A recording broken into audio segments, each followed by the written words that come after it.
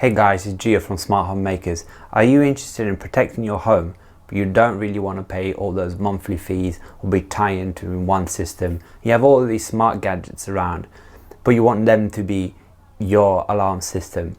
In this video, I'm going to give you a tutorial of how to build your own DIY solution. I'll be leaving timestamps in the description that will allow you to skip through the video and actually watch the parts that you actually need. But if you're doing this for the first time, I recommend you watch the how-to part all the way through.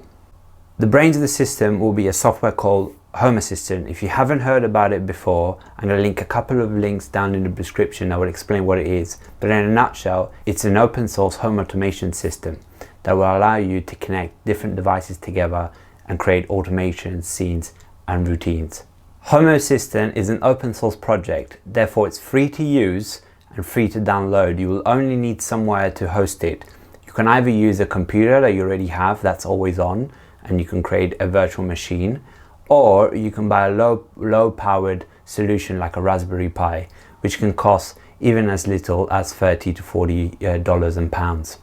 Now, to do this project, today we're going to be using a tablet, a motion sensor. I'm also going to show you how you can use a contact sensor in your alarm system. I've also got a Sonos speaker downstairs, which I will show you, and how that's going to link up together. Let's roll the video, let's roll the intro.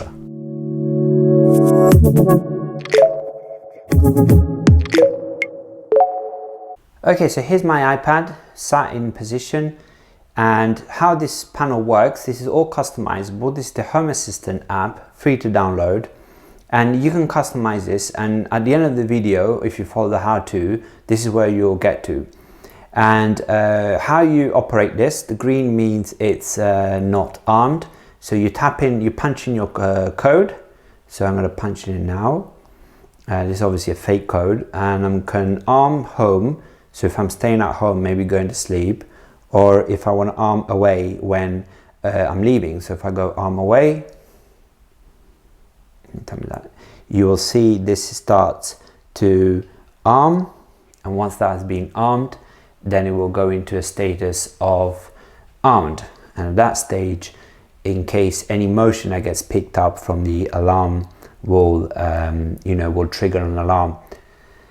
So I can punch in the code again and disarm, but if I just disarm without punching the code, nothing's going to happen.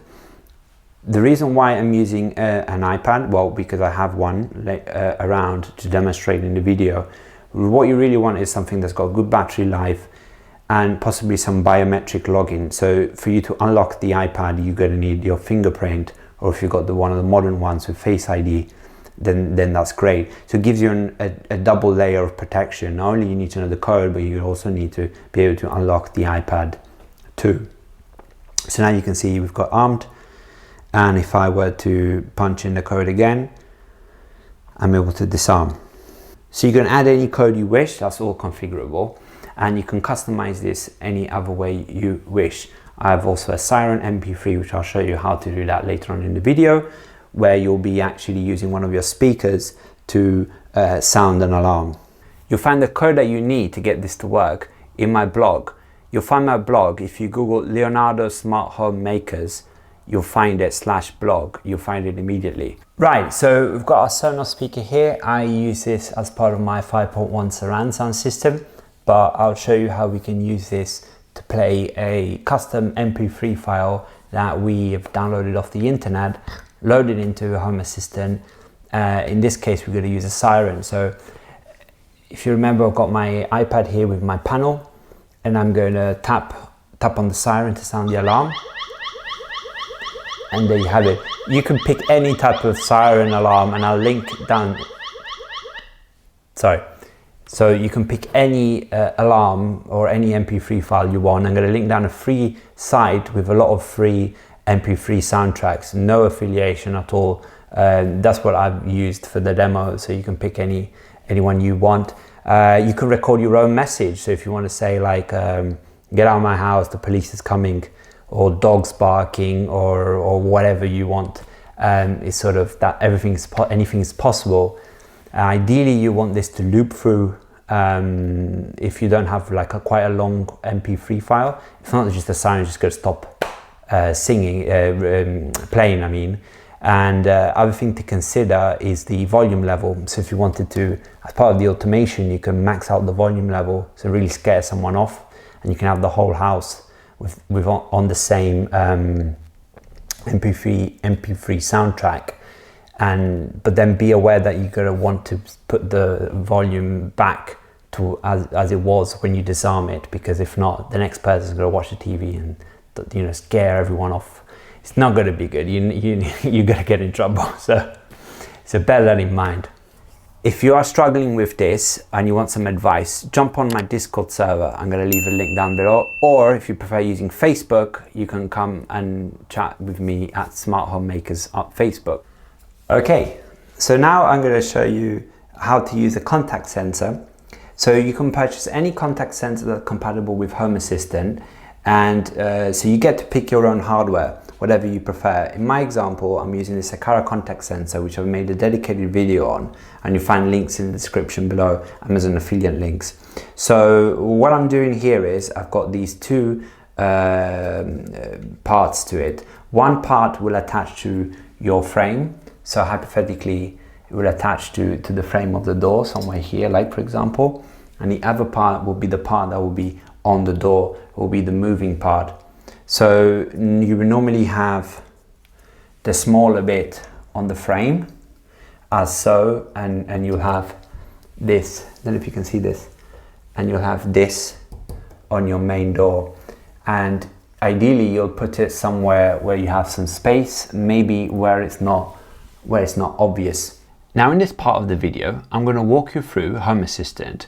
From the moment that you've installed it, either on your Raspberry Pi or on a VM, we need to install a couple of things. We're going to need to install a file editor in the Supervisor tab.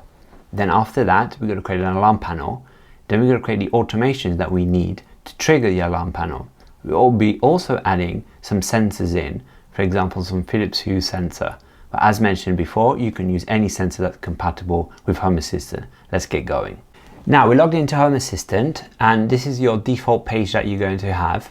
So first thing we're going to do is, like I mentioned, install the file editor. So go to your Supervisor tab, navigate to the add-on store, and find File Editor. Now we're going to need a file editor to do a couple of things, but mainly, as you can see from the screenshot here, we're going to use it to edit the configuration file and create automation files. It's all quite simple, and you know, don't worry about it. So what you'll need to do is find this install button and click install. Now toggle show in sidebar. This will mean that this file editor will show on the left hand side over here, and click start. Now that we have a file editor up and running, we can go and navigate to file editor.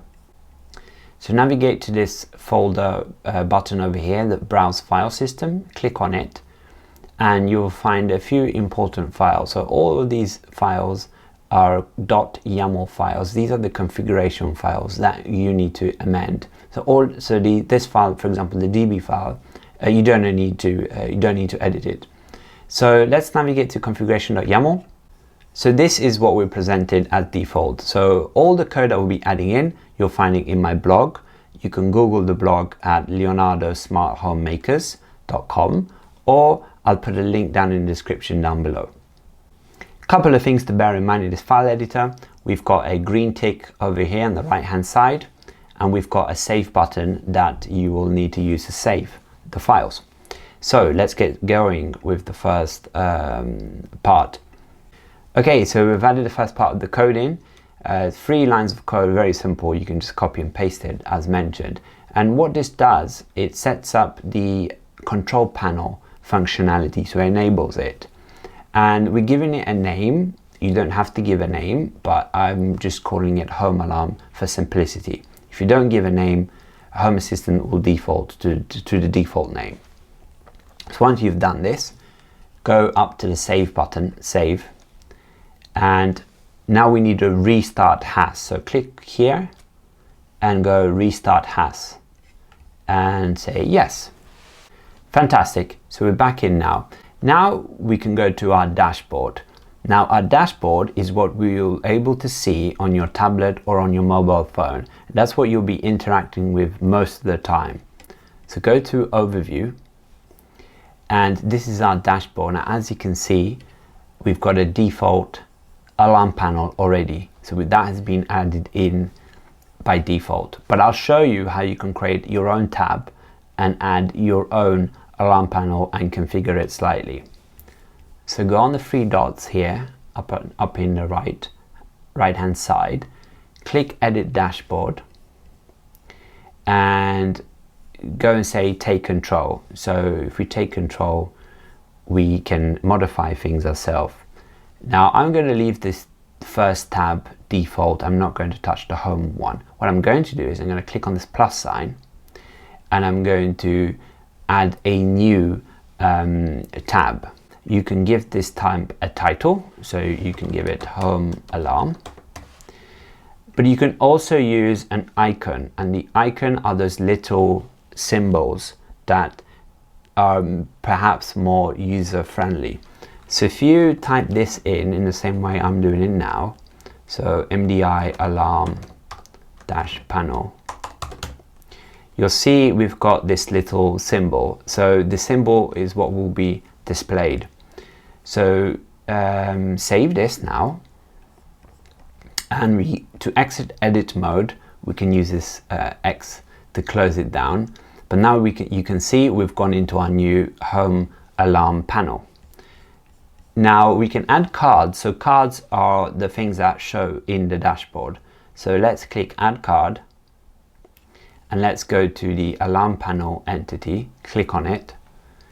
And now we are presented with a default. We have these stages. So what I'm going to do now is, I don't like this home alarm name, so I'm going to put something like this, a bit nicer description. And I'm going to leave everything as it is for now, and I'm going to click Save, and I'm going to close this.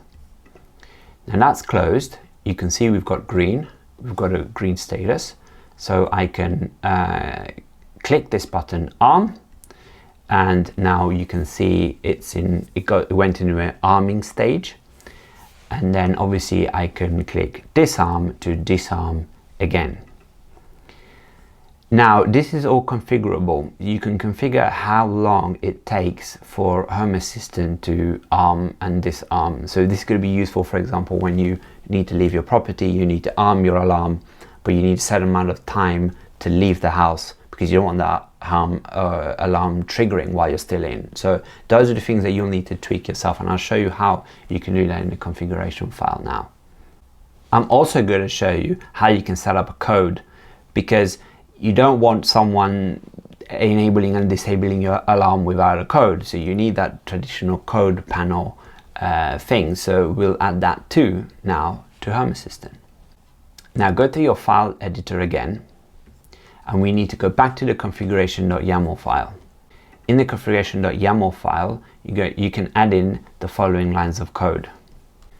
So I've added these 3 lines of code, quite simple. I've added a code, and this code will be your secret code. So in my example, I'm using 1111, and I'm adding in a few different things. I'm adding in an arming time, so the time that it takes to arm. I'm setting this, it's expressing seconds, so I'm setting this as 45 seconds. I'm adding a delay time. This is the delay time from when the Home Assistant senses there has been movement, and then it triggers. So for example, it's a time when you come back home, you open the door, and you've got a certain amount of time before you disarm the alarm, before the alarm goes off. That's what the delay time is in simple terms. So as usual, we could click Save and restart HAS. Now this is completely different now. So we have a keypad combination, we have a clear, we have the code, and then we have our arm home, arm away. Now I'll show you an even better way. It is customary to store sensitive information in what we call a secrets file in Home Assistant. I'll show you how we can do that now. So go back to the file editor. So you'll see here a file called secrets.yaml. If you can click on that, you have an example here of a secret. So a secret we can call anything, like alarm code, for example. And here we will put the actual alarm code. So we will put 111, for example. So if I save that, and then I want to copy this name, and I want to navigate to my configuration.yaml file, and then change this to use exclamation mark secret and then space, and then pasting this in. So we need to save this now, and that should have done it. So ensure that you have both been saved, and remember, never share your secrets file. So in case you need help in a forum, or you want to jump on my Discord channel and you need any help, never share your secrets file. You can always share your configuration.yaml file, and that's one way of sort of contributing to this open source project. So again, let's restart HAS, and we're ready to move on to the next stage. Right, so we've got our alarm panel sorted and it's working. We've got a code and we've got two stages. We've got an alarm away state and we've got an alarm home state. So now we need to add in sensors, and these sensors are going to obviously help us to determine if there is movement or if a door is open or whatever we want to use to find out if there is someone at home when we're not at home, or when, you know, the alarm is on. So I'm going to use a very common bridge called the Philips Hue bridge, and the Philips Hue bulb kit is very popular with people that are not technical. But you know, you can use anything, any motion sensor, contact sensor. My favorite is Akara, which I'll link a video to if you want to get into that. They're very cheap, very good. But you can use any sensor for this project. You don't need a specific sensor. But in this tutorial, I will show you with a Philips Hue bridge and with 3 motion sensors. So let's go to our configuration and let's navigate to integrations. If all is good and you've got a straightforward setup, you should have this discovered here. So you'll see there's many other things that discovered, but let's focus on this. So it's very simple. Just click on configure and you'll pick a bridge. If you have multiple bridges, I only have one. So pick this one here. This is the address. This is an IP address of where the bridge is. But don't worry about it too much. This number is not probably going to match your number, just to let you know. So pick the bridge, tap submit. Now at this stage, you're going to need to click on that button and to pair it up. So I'm going to do that now. Okay, so we've got our bridge and we've managed to pick it up. So you can pick an area wherever the bridge is. So pick any area, this doesn't matter. And now you will see there's a lot of things that we discovered. So everything that was paired to your bridge, so all of your switches, sensors, you know, bulbs obviously, and they will all be picked up by Home Assistant. So you can skip the area step for now, just click finish, and let's go and add them into our dashboard. So before we actually add them into the dashboard, I just want to show you the devices tab in Home Assistant. So the devices tab gives you all of your devices that have been paired into Home Assistant, and these names will be the names that, you know, come from the Philips Hue app that you configured. Entities, so an entity is linked to a device, and you can have multiple entities from a single device. So for example, you can have the light sensor and the motion sensor from the same device, but they could be 2 different entities. So that's something you need to bear in mind. So in our example, we are looking for motion sensors. So you'll need to find out what is the name of your motion sensor. So to give you an example, you can see this one, hallway sensor motion, and it's a binary sensor. So we will need this ID and we'll need to reference it. We're going to reference it a few times. So it might be useful for you to note in a notepad these IDs somewhere in your configuration, and these will be different depending on your own setup and the names that you've given in the app. So back in the alarm panel now, let's modify this card and let's add these sensors in. So let's go here again, edit dashboard, and we're going to click on add card, Add card. Now I'm going to add a entity list of entities, so we can potentially use glance, this one here, and Home Assistant is trying to populate them with some some default settings. So it's just picking some at random. This right hand side over here displays what will be displayed on the dashboard, and on the left hand side you have the entity IDs, which are the ones that I showed you previously that you will need to pick. Here you can remove one, so for example you can remove one here, and you can add one by clicking here. So I want my hallway sensor motion, I want my landing sensor motion, and I want my landing sensor 2 motion. So we've got 3 motion sensors here. I don't want my light level, and I don't need my temperature sensor. I can give this all a name. So my name is going to be sensors. Right, pretty straightforward. Any name will be fine. And click save. And now we have our alarm and we have our sensors. So let's close this here. Now if I go and get one of the sensors, I'll show you how that triggers. Okay, so I've got my hallway landing motion sensor 2, and as you can see, sorry, wrong way around. As you can see, now this is detected. So the status changed from clear to detected because obviously, I'm touching it, moving it around.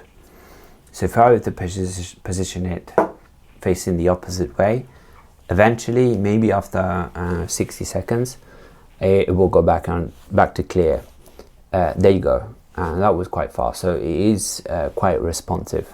So I pick it up again.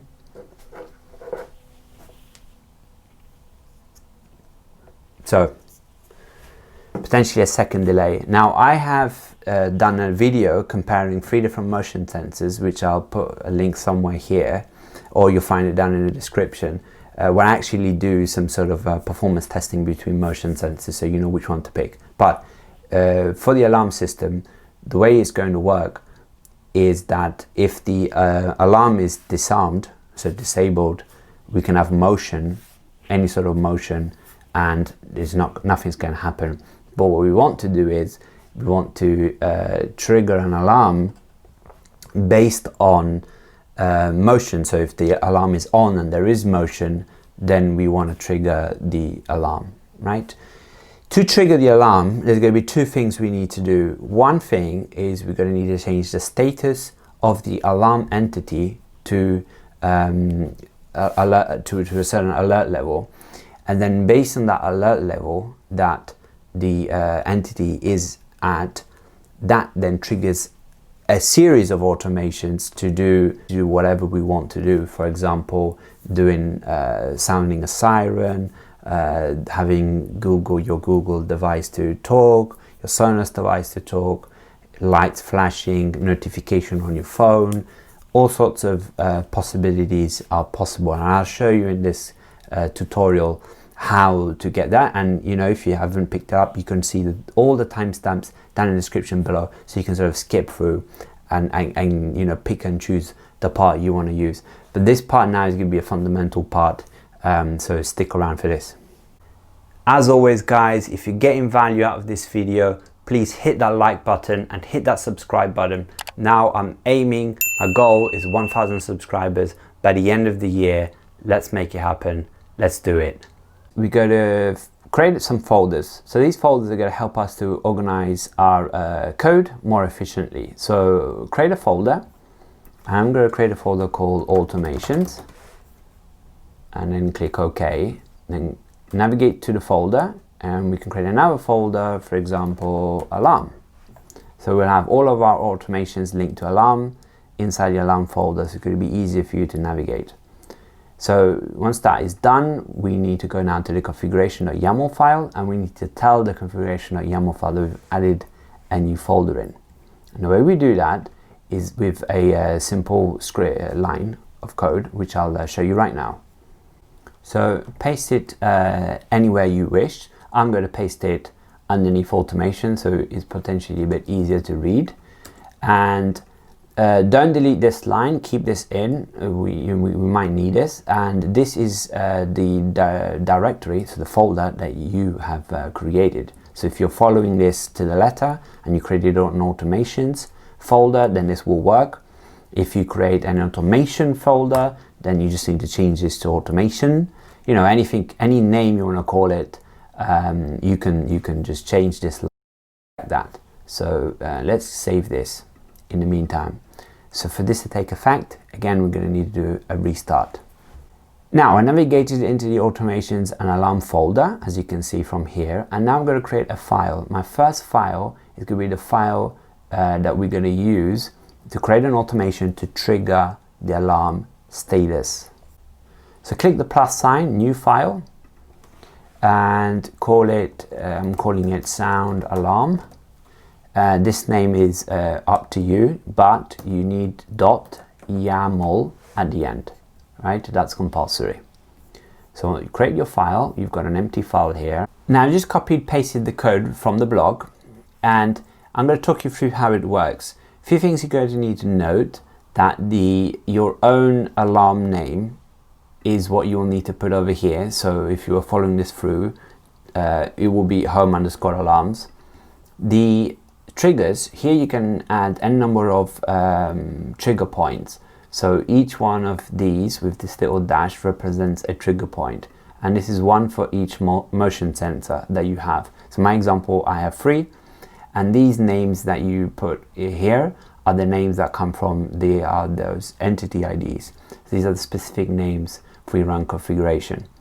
So once you've got all of this set up, so it's either or, so either this sensor or this sensor or this sensor triggers, then the condition will apply all the time. So our status needs to be in armed away, and that will then trigger the alarm to be in a triggered state. So I'm going to give you a demo now of how that works.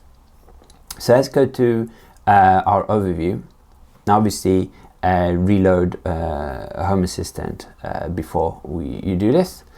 But let's go to the overview, and we've got our alarm panel here. So we're going to arm it away.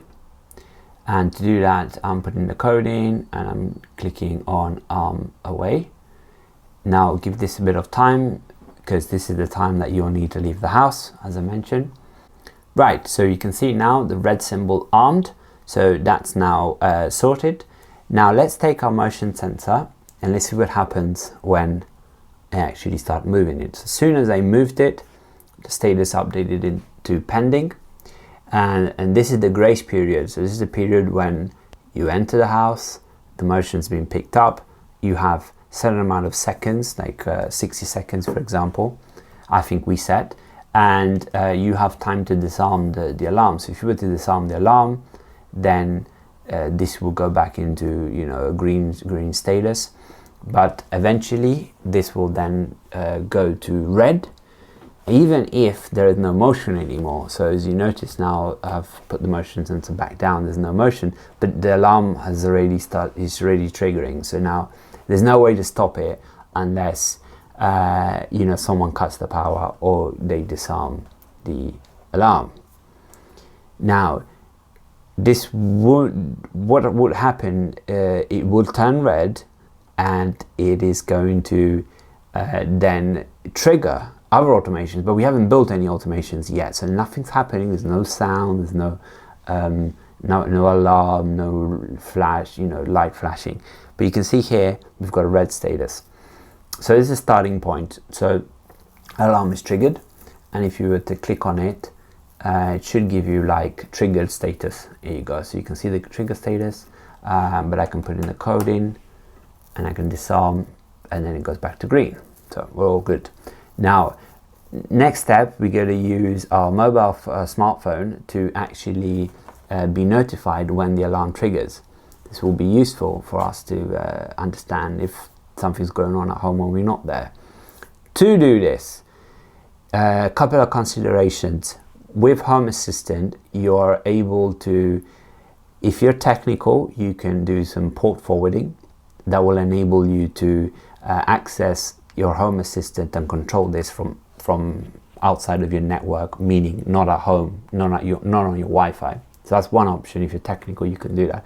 If you're not sure how to do that, and you're not confident in doing it, you can use Nabukaza, which is a service, cloud service. It comes at a monthly fee, I think around $4 or $5 a month. And it gives you certain services, but it also will give you that peace of mind that you're able to connect without opening ports on your router. So that is a thing to consider when we talk about notifications. So this stage, get your phone and download Home Assistant app from the repository, and find the IP address. So if you see the IP address on top here, that's where your Home Assistant is located. You're going to need to put that in the app. I'll give you some link to some instructions in the description below. And basically, you're going to enable notifications on your phone, and depending if you've got Android or iOS, that might be different. So enable notifications, and once all of that has been done, now we can go back into Home Assistant and actually make a few configuration changes, and then create an automation to trigger a notification on your phone. Right, so I've got myself a cup of coffee. I suggest you might need one. So we are halfway through, and now it's time to configure the notification. So add this iOS and ensure you have your default configuration turned on, and save this and restart. Again, create a new file. I've called my one notifyalarm.yaml, and within the file, feel free to copy and paste this in. A couple of things to change again: the home_alarm, that's what we created earlier, and this will be your own mobile phone ID, so you'll need to find that.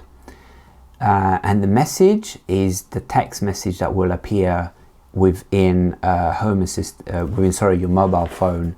Will be the text that actually appears. So now when I demo this now, it will actually show you the notification coming through. Now remember, when you do all these things, go here, always click reload automations before you actually test it out. Right, there we have it. So as you can see, the alarm has been triggered, and we have a notification. So it's all working. Now let's move on to the next phase. Right, so now we're going to use a media system, either a Sonos system or a speaker or a Google Mini, whatever you have around that's compatible with Home Assistant. We're going to use it now to simulate a siren sound. Now you can put any sound, any MP3 file that you want to play, so you can play around. I'm using a website called zapsplat.com, but all of this will be linked in my blog, so you'll find all the information there. Just Google leonardosmarthome.com. Now once we've downloaded the MP3 file, we need to upload the file into Home Assistant, and we need to create an automation.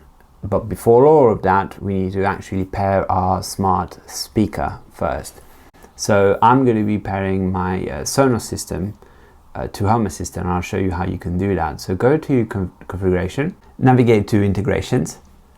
I can see Sonos here. Right, fantastic. So it was detected automatically. So I'm going to click configure, submit.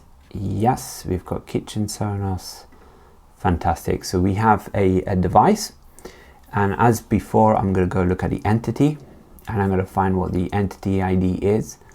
In my example, it's media_player.kitchen. That's quite straightforward to figure out. You can rename the entity ID if you wish here, if you wanted to. Now we'll keep note of that, because we're going to need it quite soon. So at this stage, let's go to the file editor. Let's go to our automations folder, and let's go to our alarms folder. And within here, we can create a new file.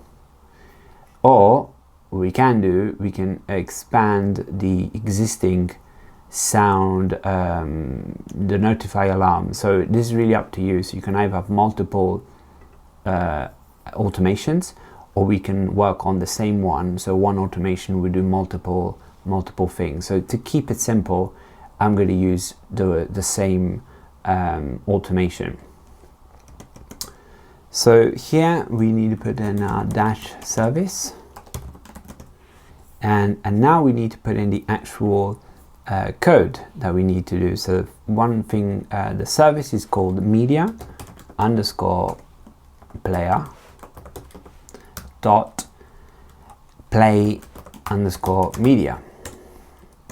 Now once that is done, we need data, so we need to pass some data in, and here be careful, there are 2 spaces if you're typing it manually, or you can copy and paste as usual. And now we need to put in the entity ID, which in my example, if you remember, was media underscore player dot kitchen.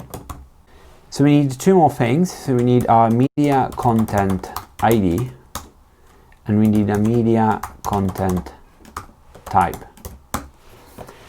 So for media content type, we are using this text here. So this is always going to be the same, audio-mp3. And our media content, now this is going to be the tricky part, because this is going to be the location of the file. So first of all, maybe I'll just save it here first. Right, so the location of the file, this is going to be the URL address of your Home Assistant. So we need to type that in, and then we'll need to follow a certain path depending on where we upload the MP3 file. So I'll talk you through it now. So let's get this sorted. So we need a dash local, and change this IP address to your own. So my example, 192.168.153. This part here is called it's a port number, and this is always 8123. So you can keep that as standard. Then we've got dash local, and then we're gonna have our file name. So for example, I might call this siren.mp3. So I'm gonna save this. Now this is not gonna work yet because I've reloaded, but also we haven't got the file in Home Assistant yet. So we gotta go about doing that now. So we need to navigate back to our configuration, and we need to look for a folder called www. Now if that folder doesn't exist, we can just create it. So if you're starting from scratch, like in my example, I'm going to go and create it with a simple create folder, www, and I'm going to go OK. Then I'm going to go inside www, and at this stage I'm going to upload the file. So you've got this little button here, the third button, upload file. Click on it, and now navigate to the location of your file and load it in. I've got my siren.mp3. I'm going to choose, and I'm going to click OK. And now that hopefully gets loaded in, upload successful. We can see the file here. So now we can try out our automation and see if it does work or not. So edit dashboard, as you can see, I've already added it in, but I'll show you how you can do it. So add card, and then type media player in, and pick the media player that you want to add. We're using the kitchen one in our automation, but you can trigger this on multiple speakers, so you can have this siren all around the house, and potentially externally if you had an external siren. So yeah, and then you just do save, and you've got it there. And if you want to delete it, 3 dots, delete card, and delete. Okay, so I'll show you a very quick way to trigger the alarm than actually always trying to manually trigger it. So if you go to the developer tools, and if you go on to your states, here we go. So I searched for my alarm panel, I clicked here, and then you'll see it appears over here. Here you're able to change the state yourself. So the current state is armed _away. I've got triggered here, and you need to type this in exactly the same way. And if you go triggered, right, set state, and then if you can hear that, but the alarm kicked off, and I also got my notification, so that's also running now. Now to stop it, as that probably is going to get a bit annoying, you can just go back and pause it from here. So that's quite straightforward. Be aware that there might be slight differences between types of speakers of how it works. With Sonos, you need to use music as the content type, whereas with I experimented with Google Mini, and you need audio / MP3. So that's a slight thing you need to look at, but I'll put that information in the blog as I explore more and more speakers. One thing to note also is that you can actually change the volume level to make this 100% or whatever level you want. But bear in mind that once the alarm gets disarmed, then you really want an automation to put the volume back to a reasonable level. So if you're raising the volume up to 100, then you need to push it back down to whatever it was. If not, the next person is going to turn on the speaker, they're going to get surprised with that. Any questions, jump in either in the comment section down below, or come to our Discord server to ask more questions. But what I would say, subscribe to the channel for plenty more content, similar content, but in the future I'm going to be enhancing this alarm system with zones. We're also going to be looking at other options in terms of camera, so adding some camera in and some camera snapshots into your notification, adding the ability for you to silence the alarm straight away from the notification without going into Home Assistant, the ability to actually broadcast a message directly through the notification into the system. So there's plenty more coming, and click on one of these videos here and you'll be able to jump onto that immediately. If not, stay safe, and I'll see you in the next video.